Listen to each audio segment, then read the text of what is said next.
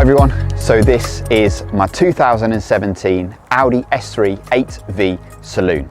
We've kept it looking pretty OEM plus on the outside, but underneath it's running 512 horsepower and 631 Newton meters of torque, and it has an extensive list of mods.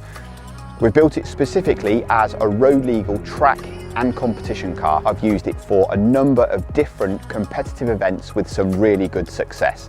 So what I wanted to do in this video was take you through absolutely everything that we've done to this car, top to bottom, to get it to where it is now.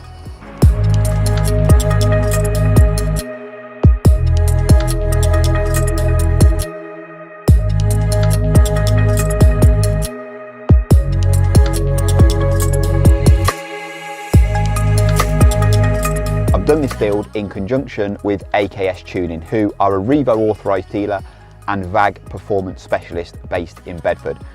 Alex, who runs things there, and his team have done an absolutely brilliant job with this car. Really good attention to detail. So I bought this car as a completely standard road car. As a base spec, they leave the factory with 310 PS. This has a 4-cylinder, 2-litre turbocharged engine, the EA888 Gen 3. This car actually has the newer 7-speed DQ381 DSG gearbox, and I opted for a model with the virtual dash as well. Obviously, when it comes to building a car for kind of dual purposes, this being a performance road car and a track car, you can kind of begin to make compromises. Obviously, this isn't an out-and-out race car, it's not caged, but for the sort of events that I've done and for the sort of use that I intended with this car, the spec is absolutely perfect and right on the point of being brilliant for road use and competitive for track use as well. A lot of the performance parts that we've fitted are kind of tucked away in the engine bay, hidden away behind the grills. So I'm going to grab the camera, and as I talk you through it, I'm going to drop some shots in over the top to give you a much better idea of kind of the parts and products that we've fitted. Okay, so let's begin by taking a quick walk around this car, see how it looks from the outside. Pretty smart, in fact really smart. OEM plus kind of look. Stance is perfect, sits lovely. Aggressive yet reasonably subtle. I think you could probably drive by this car on the road and not really realise it was kind of running the power it is without taking a closer look. Favourite angle right there. Yeah, beautiful machine. This paintwork, the Panther Black, it just pops in the sunlight. Really nice colour, although not the easiest to look after, admittedly. Okay, so let's have a close look at the spec and start in the engine bay. So the engine, EA888 Gen 3, 2-litre 4-cylinder turbocharged unit that comes in this car from factory. The engine is completely standard, unopened. They're kind of well proven at this level of power. There's quite a lot of cars out there running sort of similar levels to this, and even more in fact. The powers possible were made by the Revo IS38 ETR V2 turbo, which is tucked away at the back there, and the Revo ECU Stage 3 performance software. Now obviously it's not just a case of bolting on the turbo and away you go. We've added a lot of other hardware components as well. So tucked away behind the grille at the front here is the Revo intercooler. We've got the Revo intake with a machined inlet, and gone for the Revo carbon section at the front here as well. Injectors are completely standard. We've uprated the coils, the RS3 coils, and NGK race plugs. It's running the factory ECU. Now obviously with this car being built for track and competition use, we've paid a lot of attention to the oil management system in this car as well. So it runs an IA bed, baffled and gated sump to kind of help prevent any oil surge or starvation. And also tucked away behind the grille, you see it just there, we've added a 19-row Mocal oil cooler. And we've also added the Racing Line oil management system, which is the uprated PCV with baffle, the lines, and a small catch tank as well. We've also added the Revo engine and transmission mounts just to stop some of that engine movement under the harder load. Using the right fluids is absolutely crucial in a car like this. So this car uses the 1550 Super Turbo Racing oil from HKS. It's an oil I've used for a long time, absolutely brilliant. Use it in the Evo as well. Because of the uprated oil cooling and oil management that we've put on, the system actually holds 9 litres as well, so fair bit. We've uprated all of the cooling on this car as well. So the main rad has been switched out for a CSF, and the smaller rads that sit at the front here on both sides also changed for uprated CSF items as well. Gearbox is DQ381 7-speed, completely standard clutch packs as well, but it runs the Stage 3 TVS race file on it. Proper exhaust system, absolute must for this level of build. So this is a quad black tip, non-res, full Miltech system. It actually uses a ceramic coated downpipe as well, which is an absolute must to get the best level of performance out of this car possible. We've also welded in a cat in the centre section on the car because a lot of the MSUK regs stipulate the use of a cat. So we've put that in to make sure the car is completely compliant for all of the events. It just really sets that rear end off perfectly. It sounds amazing too.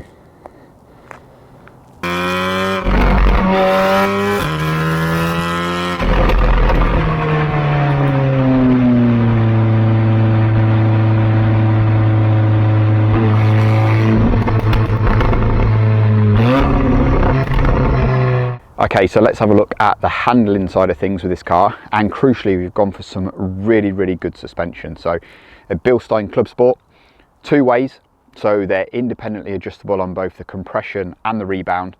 The damping is absolutely superb, really nice on the road, really compliant, and you can really get them dialed in on track as well. Absolutely brilliant. We've added the full Super Pro handling pack, which is all the bushes, drop links, front and rear anti-roll bars, and I've also added the Super Pro alloy front arms as well. So everything Super Pro that could be added to this car has been added. Now obviously it's a pretty new car, it's 2017 year car, so the bushes and things aren't worn out, but changes and mods like that just really help to kind of tighten up the car and tighten up the handling. So wheels and tyres. So 18x9 Revolution CR10, which is a lightweight motorsport alloy.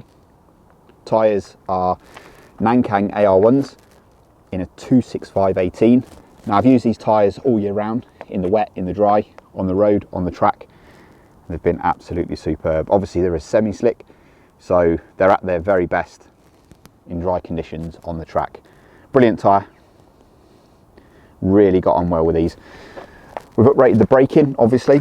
So on the front there, we've got the 6-pot Revo by Alcon brake kit with a 380mm disc and a Pagid RS29 pad, which is a performance kind of track and road pad. Uprated the rear braking as well. So standard OE caliper and a larger 356mm rear disc from Vagbrem Technic with a Ferodo performance pad. Moving on to the interior, so I've replaced the 2 front seats with these Saybelt X pads from Demon Tweaks, completely customizable with the pad system, and they're really comfy. Fair bit lighter than the standard seats, of course, because the OEM seats are pretty heavy.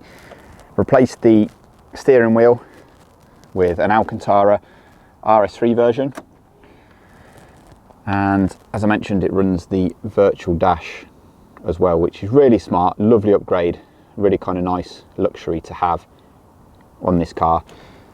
So although this car is used as a track and comp car, it's obviously fully road legal, so we've not paid an awful lot of attention or effort to weight saving.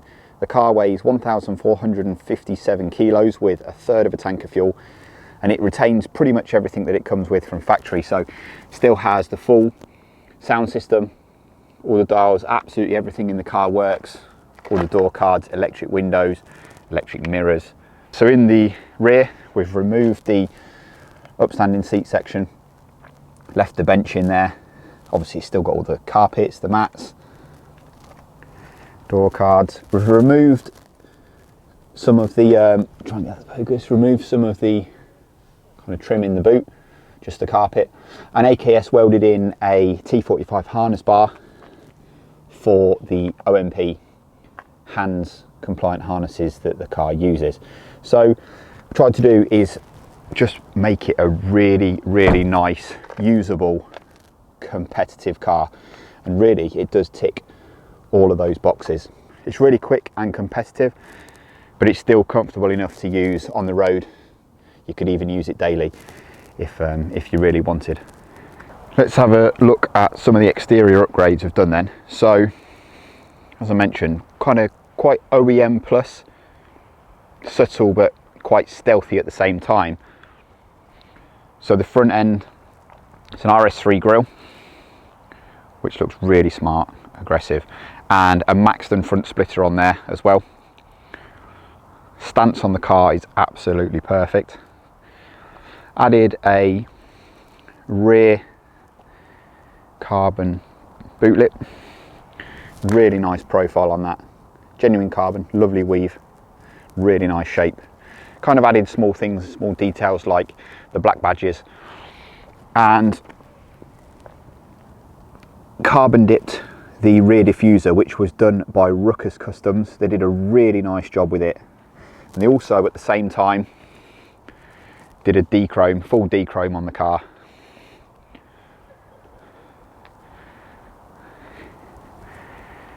Yeah, really, really pleased with the way this car looks,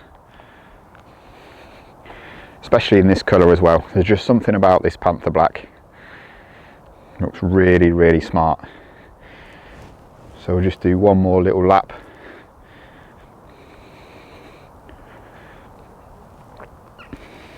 Yeah, really, really pleased with the way this car turns out, the way it looks, the way it handles, the way it performs.